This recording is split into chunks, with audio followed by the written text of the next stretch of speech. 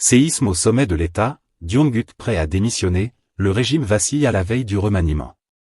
Quand la case du chef commence à brûler, même les gardiens du feu se mettent à courir. Camerounaise, Camerounais. Ce soir, quelque chose s'est fissuré au sommet de l'État. Pas un simple désaccord. Pas une rumeur de couloir. Mais un geste lourd, silencieux, presque fatal, le Premier ministre Joseph Dion-Gut a envisagé de partir. Oui. Démissionner. Un mot rare. Un mot dangereux. Un mot presque interdit dans le dictionnaire du pouvoir camerounais. À la veille d'un remaniement ministériel très attendu, alors que le régime se prépare à redistribuer les cartes, le chef du gouvernement a posé un acte qui sonne comme un coup de tonnerre à Etoudi. Un acte qui dérange.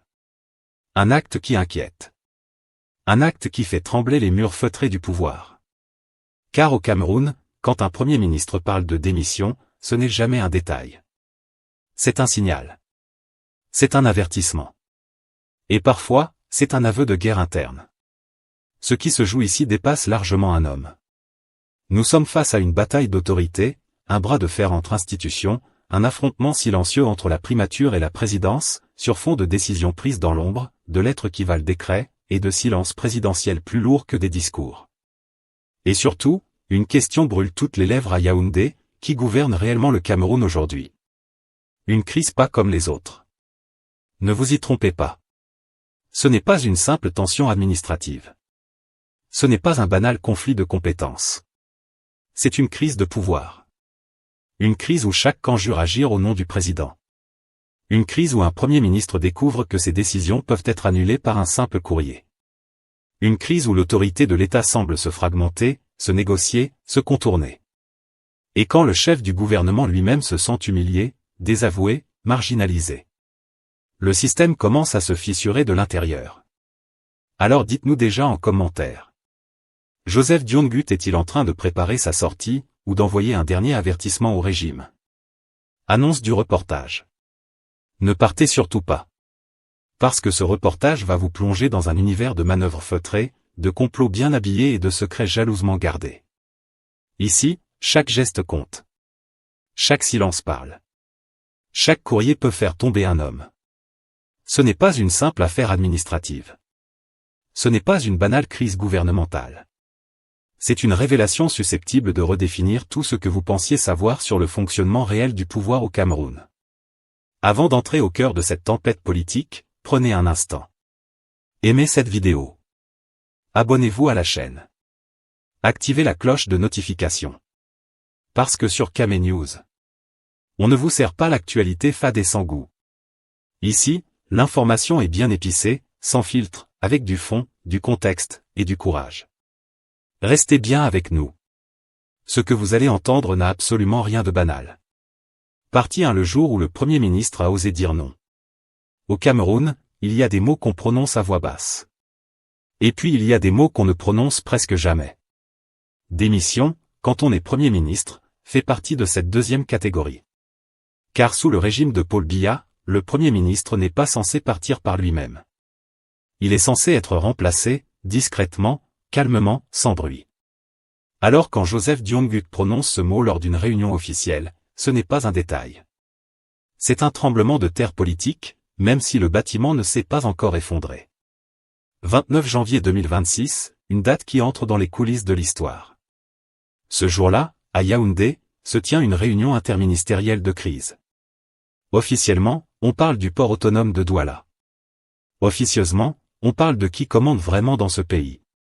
Autour de la table, des ministres chevronnés, des hauts responsables, des habitués des réunions où l'on parle beaucoup, pour décider peu. Mais cette fois, l'ambiance est différente. Le Premier ministre n'est pas venu pour écouter. Il est venu pour poser un acte.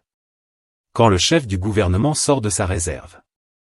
Joseph Dion-Gut, d'habitude mesuré, presque effacé, surprend tout le monde. Il ne tourne pas autour du pot. Il ne fait pas de détour. Il dit clairement, je ne peux pas cautionner une décision contraire à l'état de droit. Si c'est ça gouverner, je préfère partir. Dans la salle, certains regardent le plafond. D'autres regardent leur téléphone. Parce qu'au Cameroun, quand un Premier ministre parle trop franchement, ça met mal à l'aise. Un ras-le-bol longtemps contenu. Ce moment n'est pas un coup de tête. C'est le résultat d'une accumulation. Depuis des mois, Dion-Gut encaisse des décisions prises sans lui, des instructions contradictoires, des dossiers stratégiques gérés ailleurs. Et comme on dit chez nous, quand tu balaies trop longtemps la cour des autres, un jour la poussière te fatigue. Ce 29 janvier, la poussière est montée. La responsabilité sans le pouvoir, le piège parfait. Le Premier ministre le sait. Il est responsable de tout, mais décide de peu. Quand ça marche, c'est la présidence. Quand ça ne marche pas, c'est le gouvernement. Et à force d'être celui qui assume sans arbitrer, Dion-Gut comprend qu'il est devenu le bouclier humain du système. Sa déclaration n'est donc pas seulement un cri de colère. C'est une tentative de reprendre la main, ou au moins de sauver ce qui reste de sa crédibilité. Un miroir tendu au système BIA. En menaçant de démissionner, Dion-Gut fait plus que défendre un dossier. Il tend un miroir au système. Il dit, sans le dire, soit je gouverne, soit je m'en vais. Mais je ne serai pas figurant. Et c'est là que le geste devient historique. Parce que jamais, sous Paul Biya, un Premier ministre n'avait osé poser ce choix aussi clairement. La salle retient son souffle. Personne n'applaudit. Personne ne proteste. Parce que tout le monde comprend la gravité du moment. Un participant confiera plus tard, on sentait que Dion-Gut était arrivé au bout. Ce n'était plus du théâtre. Et quand, au Cameroun, même les habitués du théâtre politique sentent que ce n'est plus du jeu. C'est que quelque chose a cassé. Conclusion de la partie 1. Ce 29 janvier 2026 marque donc un tournant. Pas encore une rupture. Mais une fracture visible. Le Premier ministre a osé dire non. Il a osé dire partir. Il a osé rappeler qu'un État ne se gouverne pas par sous-entendu.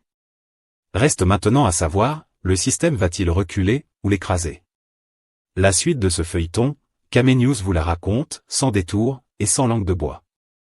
Partie 2. Le port de Douala, quand un directeur général devient plus puissant que le gouvernement. Au Cameroun, il existe un principe non écrit, mais très respecté. Dis-moi où tu contrôles, je te dirai qui tu es. Et s'il y a un endroit où le pouvoir se mesure en milliards, en conteneurs et en influence, c'est bien le port autonome de Douala. Le cœur économique du pays. Le robinet par lequel entrent et sortent les richesses nationales. Bref, le nerf de la guerre. Dans ce dossier explosif, un nom s'impose comme le centre de gravité, Cyrus Ngoo, directeur général du PAD. Officiellement, c'est un haut fonctionnaire. Dans la pratique, il agit comme un ministre sans portefeuille, voire comme un État dans l'État. Le contrat qui met le feu aux poudres. Tout commence avec un accord stratégique signé avec Transatlantic D, engageant des sommes colossales, sans validation claire du gouvernement. Pour Joseph Dion-Gut et plusieurs membres de son équipe, c'est une ligne rouge. Pourquoi? Parce que dans toute démocratie fonctionnelle, même tropicalisée, un directeur général n'engage pas l'État sur des dizaines de milliards sans l'aval du gouvernement. Mais au Cameroun, la théorie aime souvent se promener loin de la pratique. Pour Dion-Gut, ce contrat pose une question existentielle. Si un DG peut décider seul, à quoi servent les ministres? Le gouvernement relégué au rang de figurant. Le plus grave dans cette affaire, ce n'est pas seulement la signature du contrat. C'est le message envoyé. Le gouvernement est informé après coup, comme un simple spectateur. Le Premier ministre y voit une dérive dangereuse. Car aujourd'hui, c'est le port. Demain, ce sera l'électricité. Après-demain, les routes, les aéroports, les mines. Et pendant ce temps, la primature regarde passer les trains, sans billets. Le front Dion-Gut-Motaz, quand deux poids lourds s'alignent. Face à cette situation, Dion-Gut ne se retrouve pas seul. Il trouve un allié stratégique, Louis-Paul Motaz, ministre des Finances. Motaz, c'est l'homme des chiffres. Celui qui sait qu'un contrat mal encadré aujourd'hui devient une dette douloureuse demain. Pour lui, la règle est claire. Seul le gouvernement engage le budget de l'État. Les deux hommes se concertent, se parlent, s'accordent. Un front commun se met en place, discret mais ferme. À Yaoundé, quand le Premier ministre et le ministre des Finances marchent ensemble, les murs tremblent normalement. Mais cette fois, les murs ne tremblent pas. La tutelle bafouée, le Kane Galé Bibéet. Autre acteur clé, Jean-Ernest Ngalé Bibéet, ministre des Transports, théoriquement responsable de la tutelle technique du port de Douala. Dans un système logique, c'est lui qui supervise. Mais dans cette affaire, il découvre que les décisions se prennent ailleurs. Résultat. Un ministre de tutelle qui découvre les actes après signature. C'est comme être chef de famille et apprendre par rumeur que quelqu'un a vendu la maison. Le DG tout-puissant, symptôme d'un système. Soyons clairs, le problème n'est pas seulement Cyrus Ngo. Il est le produit d'un système où certains postes stratégiques donnent accès à un pouvoir réel, parfois supérieur à celui des institutions formelles. Au Cameroun, le vrai pouvoir ne suit pas toujours l'organigramme. Il suit les réseaux, les accès, et surtout, les protections. Et quand un DG se sent protégé, il avance. Quand il se sent intouchable, il fonce. La colère du Premier ministre, quand le seuil est franchi. Pour Dion-Gut, cette affaire est la goutte d'eau. Il ne s'agit plus d'un simple désaccord administratif. C'est une question d'autorité, de respect institutionnel, de crédibilité. Il comprend que s'il laisse passer cela, il devient officiellement le Premier ministre décoratif. Et au Cameroun, être décoratif au sommet de l'État, c'est le début de la fin. Conclusion de la partie 2. Le dossier du port de Douala révèle une réalité brutale. Le Cameroun est gouverné par des centres de pouvoir parallèles. Quand un directeur général peut défier un gouvernement? Quand des contrats engagent l'État sans débat? Quand les ministres découvrent les décisions après coup? Alors ce n'est plus seulement un conflit administratif. C'est une crise de gouvernance. Et cette crise, Camé News vous la raconte sans détour. Partie 3. Quand la présidence parle par courrier et que le gouvernement se tait. Au Cameroun, il y a les décisions officielles, et puis il y a les courriers. Pas n'importe quel courrier. Les courriers qui tombent de la présidence, souvent sans bruit, mais avec l'effet d'une bombe. C'est précisément ce qui s'est produit dans cette affaire. Pendant que le Premier ministre Joseph Dion-Gut s'échinait à préparer une réunion de crise pour remettre de l'ordre dans le dossier explosif du port de Douala, la présidence avait déjà parlé. Par lettre. Sans débat. Sans explication publique. Et pas n'importe quelle lettre. Un courrier signé par le chef d'état-major particulier du président Paul Biya, validant la position de Cyrus Ngo. Autrement dit, pendant que le chef du gouvernement mettait ses chaussures pour aller au stade, le match était déjà terminé. Le courrier qui humilie. À Yaoundé, ce courrier a été vécu comme une gifle institutionnelle. Imaginez la scène, le Premier ministre découvre que, dans son dos, la présidence a déjà donné raison à un directeur général contre son propre gouvernement. Dans un pays normal, cela s'appellerait une crise constitutionnelle. Au Cameroun, on appelle ça un lundi ordinaire. Mais cette fois, Dion-Gut ne rit pas. Il comprend qu'on vient de lui retirer ce qui lui restait de pouvoir réel. Le droit d'arbitrer. Il pose alors une question simple, mais redoutable. Comment diriger un gouvernement quand une lettre suffit à annuler vos décisions? Silence dans la salle. Parce que tout le monde connaît déjà la réponse. L'État a double commande. Ce courrier révèle une vérité dérangeante. Le Cameroun fonctionne avec une double, voire triple commande du pouvoir. Il y a le gouvernement, avec ses ministres, ses réunions, ses communiqués. Et puis il y a la présidence, avec ses conseillers, ses réseaux, et ses lettres. Et entre les deux? Le flou artistique, savamment entretenu. Dans ce flou, chacun prétend parler au nom du président. Le secrétaire général de la présidence dit représenter la volonté du chef de l'État. Le Premier ministre aussi. Résultat, deux capitaines sur le même bateau, chacun persuadé de tenir la barre. Et pendant qu'ils se disputent le gouvernail, le navire dérive. L'ombre de Ferdinand Ngo. Impossible de parler de ce courrier sans évoquer Ferdinand Ngo, le secrétaire général de la présidence. À Etoudi, son nom suffit à faire baisser le ton dans une conversation. Selon plusieurs sources, Ngo n'est jamais loin quand ce genre de décision surgit. Quelques heures après la réunion du Premier ministre, il organise discrètement une rencontre stratégique avec des conseillers économiques du président. Le message est clair, même s'il n'est jamais écrit noir sur blanc, la ligne de la présidence ne changera pas. Au Cameroun, on n'a pas besoin de déclarations officielles. Les réunions parlent. Les silences aussi. Un Premier ministre réduit à l'impuissance? À ce stade, Dion-Gut n'est plus seulement en colère. Il est coincé. S'il obéit au courrier, il admet publiquement qu'il ne décide plus de rien. S'il résiste, il se met frontalement en opposition avec la présidence. C'est le piège parfait. Un haut fonctionnaire résume la situation avec ironie. Le Premier ministre est responsable de tout, sauf du pouvoir. Voilà le cœur du problème. Dion-gut porte la responsabilité politique, mais n'a plus la main sur les leviers essentiels. Le chaos organisé. Ce courrier n'a pas seulement humilié le Premier ministre. Il a désorganisé toute la chaîne de commandement. Les ministres ne savent plus à qui obéir. Les directeurs généraux choisissent leur camp. Les forces de sécurité exécutent des ordres contradictoires. Et au sommet, le président reste silencieux. Ce silence devient une stratégie en soi. Tant que le président ne parle pas, chacun peut prétendre agir en son nom. Résultat, un État sans arbitre visible, où le pouvoir se négocie en coulisses, à coups de lettres, de réunions nocturnes et de coups de fil discrets. La colère froide de Dion-gut. C'est dans ce contexte que la colère du Premier ministre prend une dimension nouvelle.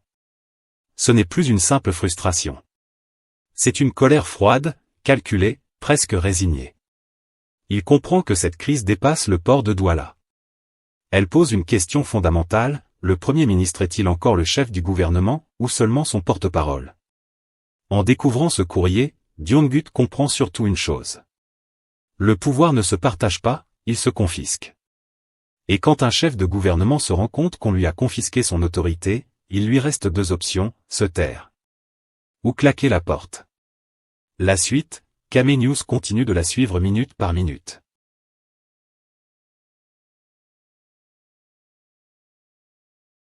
Partie 4. La démission comme arme nucléaire, bluff, stratégie ou suicide politique? Au Cameroun, quand un haut responsable parle de démission, il faut toujours sortir la loupe, la lampe torche, et parfois même le microscope.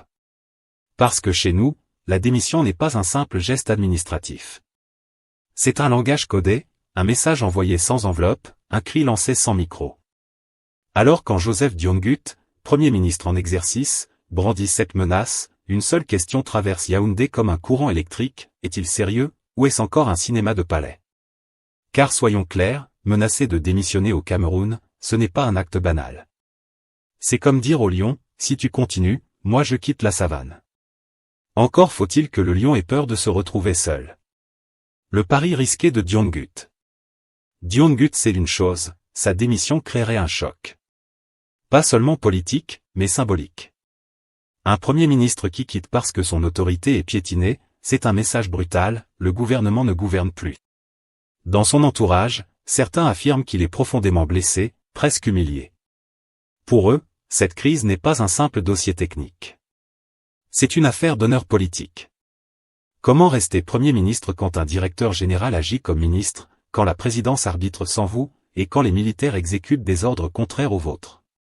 À ce stade, Dion-gut ne défend plus seulement un contrat ou un port. Il défend sa place dans l'histoire. Mais au Cameroun, l'histoire est souvent écrite par ceux qui restent, pas par ceux qui partent. Le soupçon du bluff camerounais. D'autres observateurs, plus cyniques et Dieu sait qu'à Yaoundé, le cynisme est une discipline olympique, estiment que Dion-gut joue au poker. Selon eux, cette menace de démission est un coup de pression calculé, une tentative de provoquer enfin une réaction du président Paul Biya. Forcer le chef de l'État à sortir du silence, à trancher publiquement, à rappeler qui commande vraiment. Dans cette lecture, Dion-gut ne veut pas partir. Il veut être confirmé, réhabilité, réarmé politiquement. Mais le problème, c'est que ce jeu est extrêmement dangereux. Parce qu'au Cameroun, le président peut très bien dire « bonne route ». Et là, le bluff devient suicide politique. Le fauteuil du Premier ministre, solide, mais éjectable. Un ancien ministre le résume crûment. Un Premier ministre qui menace de partir doit être prêt à voir quelqu'un d'autre s'asseoir à sa place le lendemain. Et c'est là que l'équation devient cruelle pour Dion-gut. Des noms circulent déjà. Des calculs se font. Des ambitions s'éveillent. À tout dit, personne n'attend jamais longtemps devant une chaise vide. Si Dion-gut part, il deviendra le troisième Premier ministre poussé vers la sortie depuis 2019. Un record peu glorieux qui donnerait au Cameroun une image d'instabilité chronique, au moment même où le pays cherche à rassurer investisseurs et partenaires internationaux. Un économiste camerounais l'explique sans détour. Quand même le Premier ministre est remplaçable comme une pièce usée, comment voulez-vous convaincre les investisseurs que les règles du jeu sont stables? Le silence présidentiel, l'arme la plus dangereuse. Mais le facteur le plus troublant dans cette affaire reste le silence de Paul Biya. À 93 ans, le chef de l'État ne parle pas. Et dans ce silence, tout le monde parle à sa place. Ferdinand Ngo prétend agir au nom du président. Joseph Dione-Gut aussi. Les ministres hésitent. Les partenaires étrangers observent, inquiets. Résultat, un État à voix multiples, où chacun se réclame de l'autorité suprême, sans que celle-ci ne s'exprime. Comme le dit un politologue, le silence du président est devenu une zone grise où chacun vient installer son pouvoir. Et pendant ce temps, le Premier ministre attend. L'ultimatum silencieux, quand le chronomètre tourne. Selon plusieurs sources, Dione-Gut a fixé une ligne rouge invisible. Si le démantèlement des installations de SGS se poursuit, malgré ses instructions, il considérera que son autorité est morte. Pas besoin de conférences de presse. Pas besoin de déclarations officielles. Les actes parleront. C'est ce qui rend cette crise si explosive. Parce qu'elle se joue sans bruit, mais avec des conséquences énormes. Un conseiller ministériel parle même d'ultimatum silencieux. Dione-Gut regarde. Si rien ne s'arrête, il partira. Et là, le pays entrera dans une nouvelle zone de turbulence. Conclusion de la partie 4. Au final, cette menace de démission n'est ni anodine, ni folklorique. Elle est le symptôme d'un système où l'autorité est floue, le pouvoir fragmenté, et la responsabilité diluée. Dione-Gut est face à un choix cruel. Partir et devenir un symbole. Ou rester et accepter d'être affaibli. Et au Cameroun, chacun sait que le pouvoir qui n'est pas exercé finit toujours par être confisqué. La question n'est donc plus seulement: Dione-Gut va-t-il démissionner? La vraie question, c'est: qui gouverne réellement le Cameroun aujourd'hui? Et ça? Kame News continue de vous le décrypter. Conclusion: un État qui parle à voix multiples.